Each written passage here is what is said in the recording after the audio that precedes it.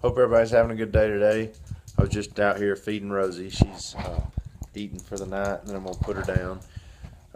Got home later today. I had to go to a meeting again today. We had, I guess, two meetings this week, but got done with that and got back about 6:30, and then I went and visited with some family friends.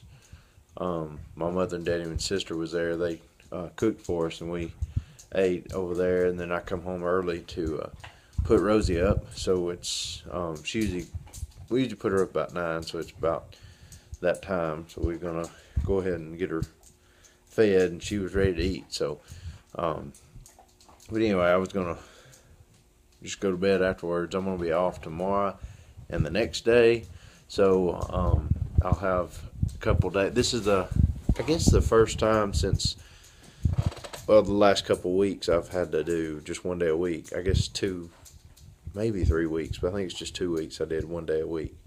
But now that I got my 2 days, I can have more time to rest, I guess. So maybe I'll make the most of it too. I may go hiking or something. Well, it's been bad weather, so I don't know. But I'll figure out something to do. But I'm not gonna have much on my plate tomorrow, except or the next 2 days, except sleeping and resting. And I might do some. I'll have to do some stuff on my book work, and practice some like menu drills, things like that, so that I can learn the new prices for food for the menu. And what else was it? There's something else I was doing. Oh, try to get ready for Sunday. I'm tired.